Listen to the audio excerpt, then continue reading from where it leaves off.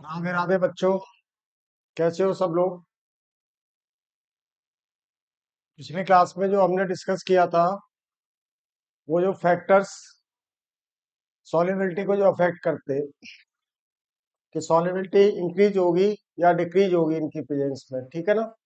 तो पिछली क्लास में जो मैंने डिस्कस किया था, effect of common ion on solubility.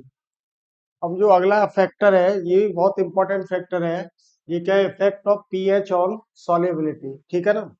अगर मान लो कि हमारे पास में बफर सॉल्यूशन है, तो बफर सॉल्यूशन दो तरह का हो सकता है।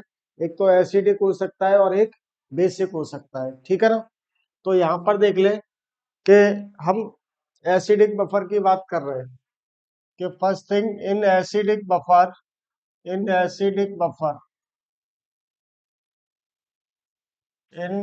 एसिडिक बफर सॉल्यूशन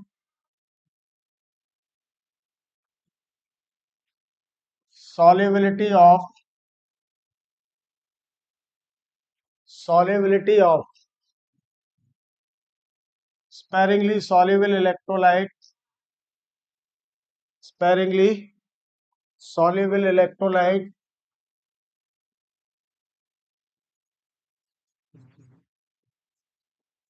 ठीक है ना। Solubly, sparingly soluble electrolyte containing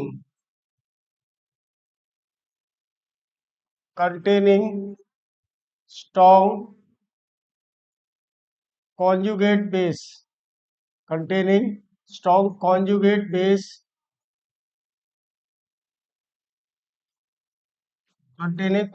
base of weak acid, ठीक है ना। weak acid always increases, और ये ट्रिमेंडसली इंक्रीज करेगा, ठीक है ना। तो जैसे मान लो कि ये हमारे पास में है, यहाँ पर देखो एग्जांपल्स क्या क्या हो सकते हैं कि हाइड्रोजन साइनाइड है, उसका जो कॉन्जुगेट बेस होगा वो Cn माइनस हो गया, तो सिल्वर साइनाइड, ठीक है। सिल्वर साइनाइड हो गया, Ag2CrO4 हो गया, AgOCn हो गया। ये सभी क्या है? स्पेरिंगली सॉल्युबल इलेक्ट्रोलाइट है, ठीक है ना। PbCN होल ट्वाइस हो जाएगा, एटसेट्रा, ठीक है ना। तो इन सब की प्रेजेंस में क्या होगा कि सॉल्युबिलिटी ऑलवेज बफर सॉल्यूशन में इंक्रीज करेगी, ठीक है ना। तो जैसे हम यहाँ पर ले ले, मान लो कि ये हमारे पास में एग्जाम्पल है,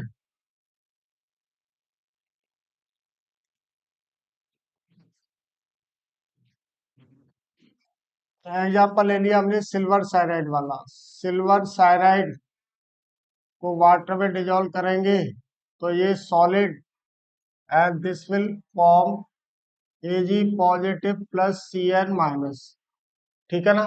और Cn माइनस के हाइड्रोलाइसिस को हम नेग्लेक्ट कर रहे हैं यहाँ पर।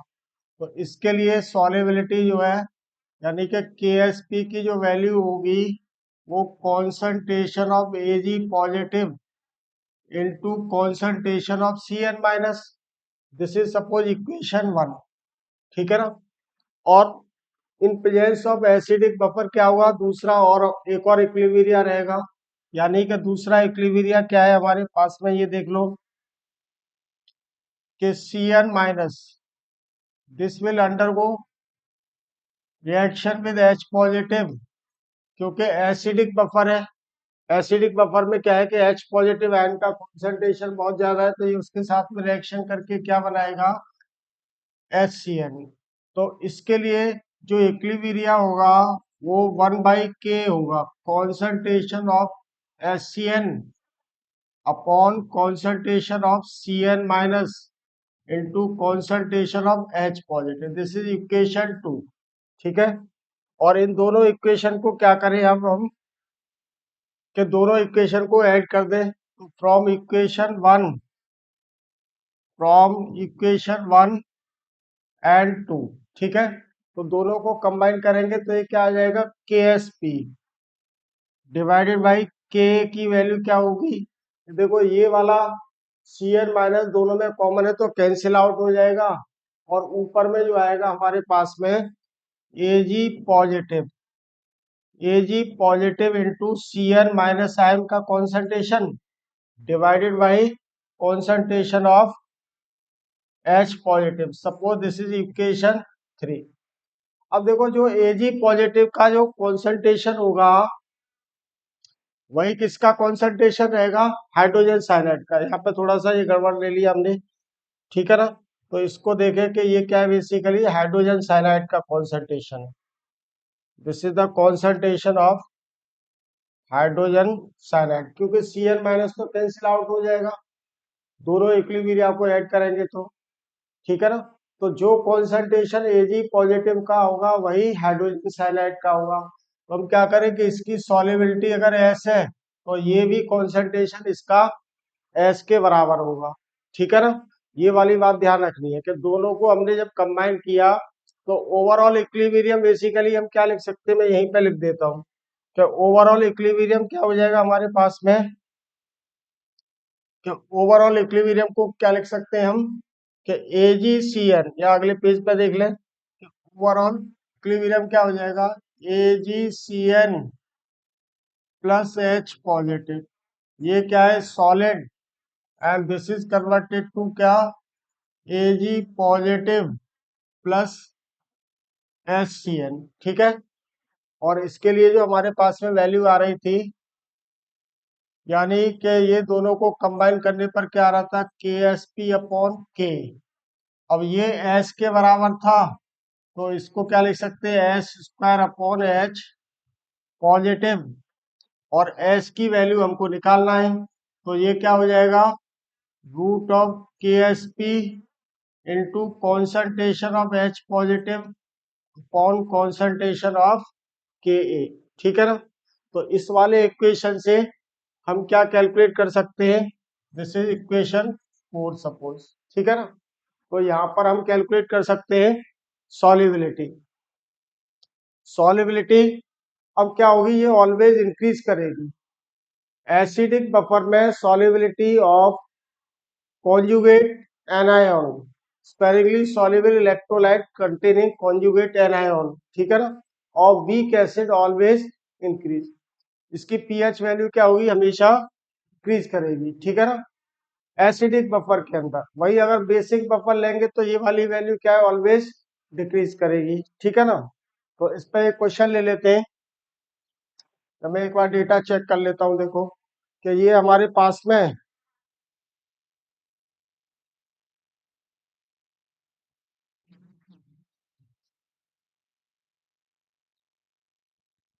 देखो KSP जो होता है हमारे पास सिल्वर साइनाइड का, वो है 2.2 इंटू 10⁻−16, और K ऑफ हाइड्रोजन साइनाइड है वो 5 इंटू 10⁻−10 की रेंज में है, ठीक है ना। तो ये 2.2 ले लिया, या यहीं पे लिख देते हैं, यहाँ पेज पे लिख लेता हूँ कि ये है question, calculate the solubility of silver cyanide, ठीक है ना, फर्स्ट इन प्योर वाटर, ठीक है ना, assuming no hydrolysis,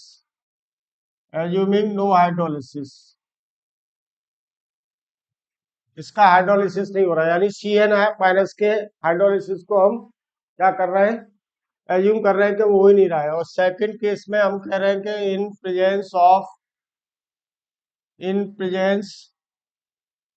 of a buffer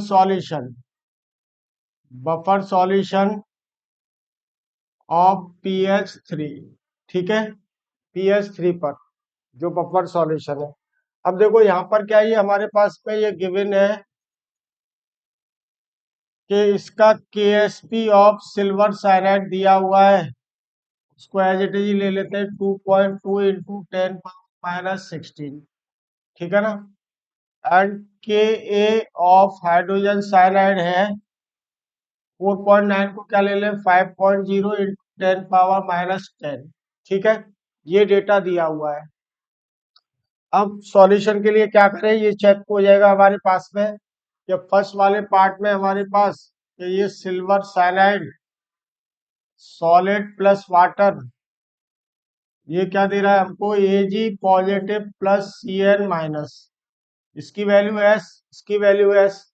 ठीक है ना, तो सॉल्युबिलिटी सिंपली क्या आ जाएगी हमारे पास में रूट ऑफ के एस की, डायरेक्टली लिख लें कि एस की वैल्यू क्या हो गई रूट ऑफ के एस पी, यानी कि के एस पी कितना है 2.2 इंटू 10⁻⁻16 और 2 का रूट कितना हो जाएगा 1 पॉइंट समथिंग, तो इसको मैं रूट 2.2 ही लिखा रहने दूं और 10⁻⁻8 आ गया है।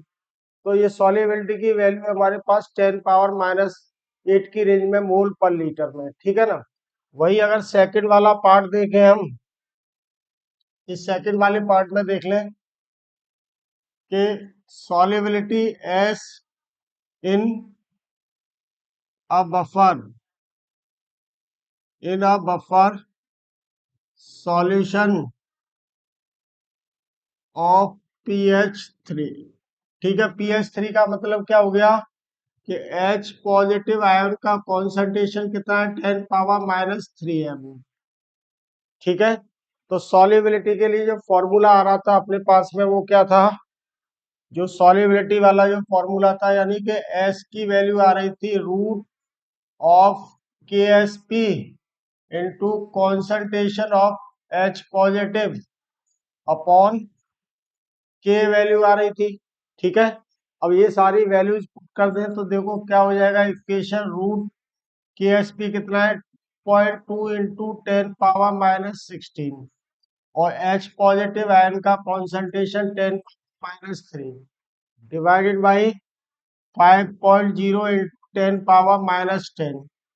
ठीक है, तो ये वैल्यू हो गई क्या root of 2.2 divided by 5 into 10 power, अब ये कितना आ जाएगा -19 है, तो ये -10, तो कितना बचा -9, और इसको क्या ले सकते हैं root of 22 by 5 into 10⁻⁻10।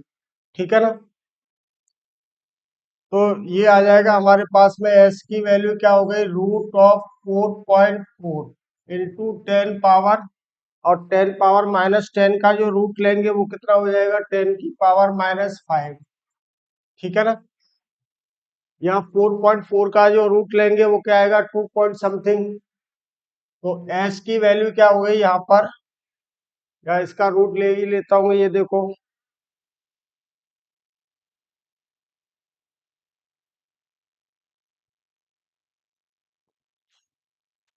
Root of 4.4 ये आ गया 2.09, 2.09 इंटू 10⁻⁻5। और इससे पहले जो वैल्यू थी हमारे पास में प्रीवियस पेज पे देख ले हम कि इससे पहले जो वैल्यू थी यानी कि सॉल्युबिलिटी की, इस वाले पेज पर वो कितनी आ रही थी 2.2 इंटू 10⁻⁻10, या एस की वैल्यू देख लो कि 2.2 का भी रूट ले लें, रूट ऑफ 2.2 ये आ गया 1.48, 1.48 इंटू 10⁻⁻8। अब 10⁻⁻8 से कहाँ पहुंच गई 10⁻⁻5, यानी कि अगर रेंज की बात करें तो 10⁻3 का डिफरेंस है। In presence of acidic buffer solubility increases 1000 times, solubility 1000 times increase कर रही है। तो ये देखा ना हमने इफेक्ट ऑफ बफर सॉल्यूशन। ठीक है ना, यानी H पॉजिटिव आयन की कॉन्सेंट्रेशन, अगर H पॉजिटिव आयन की कॉन्सेंट्रेशन इंक्रीज होगी, जैसे जैसे ये इंक्रीज करती जाएगी वैसे वैसे सॉल्युबिलिटी इसकी इंक्रीज करती जाएगी। ठीक है ना, तो ये हो गया। वही अगले वाली बात करते हैं हम ये आ गया आंसर, हमने ये चेक कर लिया। कई बार वो रेशियो पूछ लेगा कि रेशियो क्या हो जाएगा यहाँ पर। अगर बात करें रेशियो की, वो बात कर रहा है, तो ये देख लो कि सॉल्युबिलिटी इन बफर सॉल्यूशन बी एफ ले लिया, बी ले लिया, और सॉल्युबिलिटी इन प्योर वाटर को डब्ल्यू ले लिया। तो ये आ रहा है 2.09, और ये कितना था 1.48 इंटू 10⁻⁻5 था, और ये कितना था 10⁻⁻8। तो 2.09 डिवाइडेड बाई 1.48, ठीक है ना।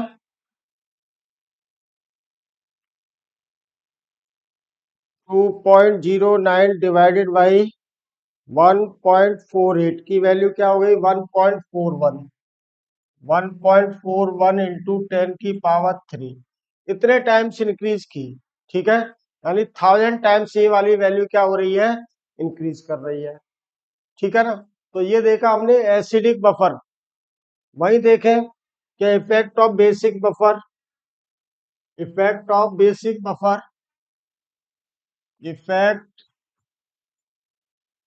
ऑफ बेसिक बफर,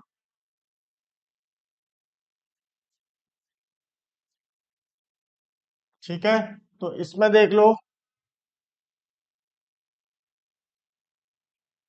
कि इन basic buffer, basic buffer solubility of, ठीक है ना, sparingly soluble, sparingly soluble, sparingly soluble ही लेंगे, स्पेरिंगली सॉल्युबल हाइड्रोक्साइड्स की बात कर रहे हैं, ठीक है। Hydroxides like Fe OH whole thrice या AlOH whole thrice, soluble hydroxide always always decreases. ये हमेशा क्या होगा, इनकी सॉल्युबिलिटी बेसिक बफर में क्या होगा, ऑलवेज डिक्रीज करेगा।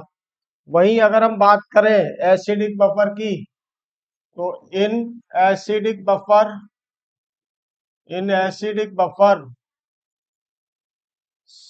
solubility of, solubility of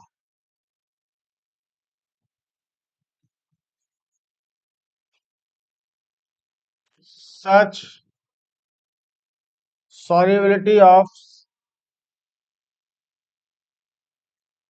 such electrolytes, ठीक है ना, यानी sparingly soluble hydroxides, electrolytes always increases। ये हमेशा क्या होगा, इनकी वैल्यू इंक्रीज करेगी, ठीक है ना। तो मैं यहाँ पर एक एग्जांपल ले लूं, जैसे कि मान लो ये दिया हुआ है हमारे पास में एक क्वेश्चन, ये सपोज क्वेश्चन के रूप में ले लूं कि calculate, calculate the equilibrium constant, equilibrium constant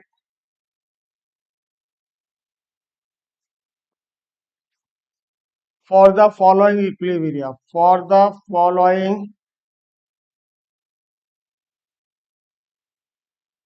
equilibria, ठीक है। ये वाला इक्विलिब्रिया दिया है, क्या है कि ये हमारे पास में FeOH whole thrice plus 3H positive, यानी कि H पॉजिटिव कहाँ से आ रहा है, एसिडिक बफर से, और ये क्या बन रहा है Fe3 positive plus 3H2O liquid, ये एक्वस है and this is also aqueous, ठीक है। और इसके लिए KSP वैल्यू दिया हुआ है, KSP होता है इसका, मतलब मान लिया हमने 5 × 10⁻−38 की रेंज है, ठीक है। तो ये कितना है 5 × 10⁻−38। अब देखो यहाँ पर कि इसके लिए जब हम इक्विलिब्रियम कांस्टेंट Kc की वैल्यू लिखेंगे, Kc will become equals to क्या, राइट हैंड साइड में हमारे पास में Fe3 पॉजिटिव है और तो कुछ है नहीं, और लेफ्ट हैंड साइड में क्या है, H पॉजिटिव का होल क्यूब, ठीक है ना। और कोई डेटा नहीं दिया है, सिर्फ क्या दिया हुआ है हमको, KSP दिया है और इक्विलिब्रियम कांस्टेंट की वैल्यू वो कैलकुलेट कराना चाह रहा है, ठीक है ना। तो क्या करें, दिस इज सपोज इक्वेशन 1, तो इसको multiply multiply and divide equation 1 by OH minus Q से इसको मल्टीप्लाई एंड डिवाइड कर दें। तो देखो KC की वैल्यू क्या हो जाएगी, now KC will become equals to क्या हो जाएगा कि concentration of Fe3 positive into concentration of OH minus whole cube upon concentration of H positive into concentration of OH minus का क्यूब, ठीक है। अब देखो ये वाला जो टर्म है बेसिकली वो KSP के बराबर हो गया, KSP of FeOH whole thrice, और ये वाला जो टर्म है वो KW के बराबर हो गया।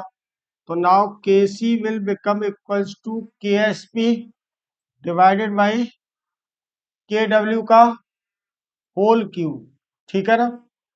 तो KC की वैल्यू यहाँ से क्या आ जाएगी हमारे पास, KSP हमें पता है 5 इंटू 10⁻−38 है और ये 10⁻−14 का होल क्यूब, ठीक है ना। तो KC will become equals to क्या हो गया कि KC बिकम्स इक्वल्स टू क्या हो जाएगा कि 5 इंटू 10⁻−38 इंटू 10⁻−40, सॉरी ये +42। तो KC इज नाउ 5 इंटू कितना हो गया 10⁻42 माइनस 10⁻38, कितना बचा 10⁴। तो इस तरह से हम डायरेक्टली कैलकुलेट कर सकते हैं। देखो यहाँ पर डेटा नहीं दिया है, सिर्फ कांस्टेंट वैल्यूज दी हुई है, इसलिए आपको कुछ मैनिपुलेशन करके क्या करना होगा कि उसकी वैल्यू को हमें कैलकुलेट करना पड़ेगा, यानी इक्वेशन हमको लेके आनी पड़ेगी। KC अगर इक्विलिब्रियम कांस्टेंट पूछ रहा है तो इक्वेशन क्या लेके आनी पड़ेगी कि in terms of given data KSP and KW के टर्म्स में, ठीक है ना। और मैं एक और एग्जांपल डिस्कस करता हूं यहाँ पर कि अगर हम देखो ये एक सेकेंड, मेरे पास में ये डेटा है,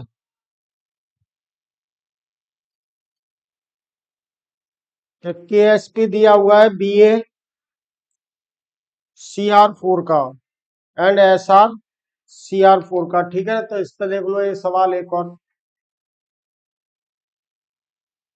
क्वेश्चन देखते हैं। यह question, calculate the equilibrium constant यानी KC for the following equilibrium, for the following equilibrium, ठीक है ना।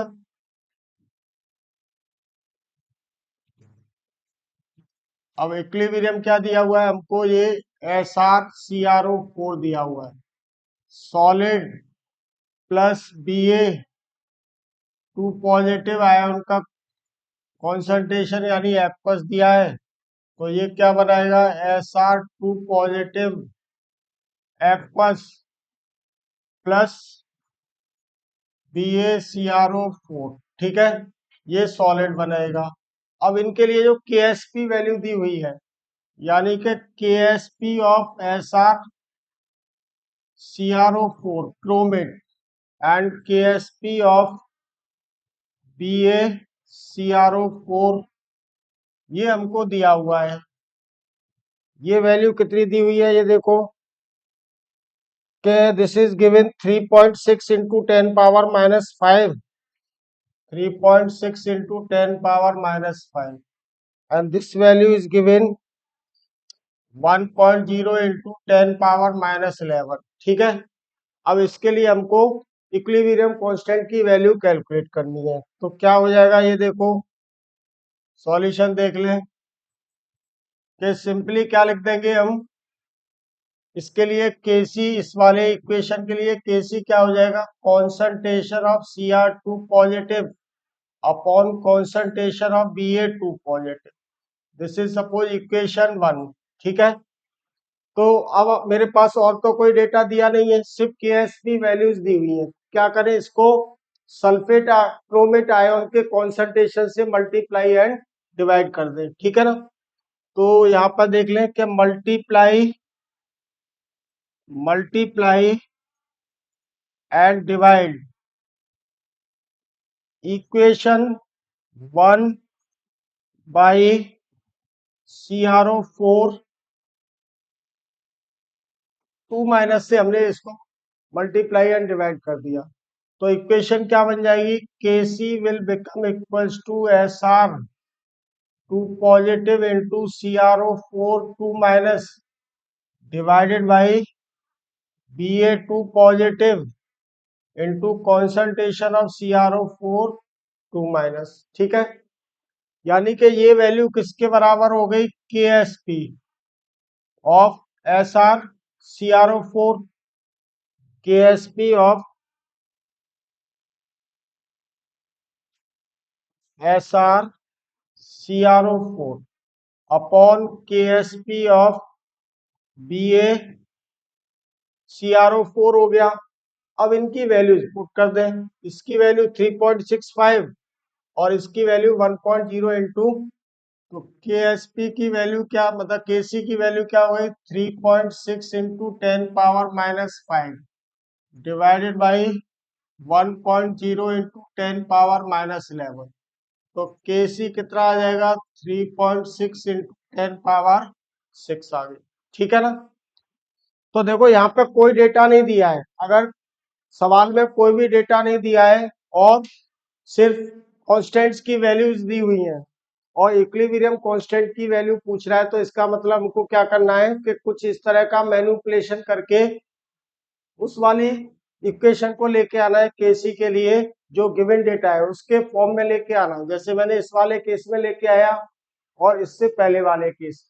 ठीक है, तो हमने अभी जो यहाँ पे देखा वो पीएच इफेक्ट ऑफ पीएच देखा सॉल्युबिलिटी पर। ठीक है ना, अगर बफर सॉल्यूशन है तो हाइड्रोक्साइड की सॉल्युबिलिटी एसिडिक बफर में इंक्रीज करेगी और बेसिक बफर में वो ऑलवेज क्या करेगी, डिक्रीज करेगी। ठीक है ना, तो चलो और इफेक्ट अगले वाला यानी कॉम्प्लेक्स फॉर्मेशन का इफेक्ट देखेंगे नेक्स्ट क्लास में। ठीक है, अभी मैं लेक्चर को वाइंड अप करता हूँ। Okay, bye bye to everybody.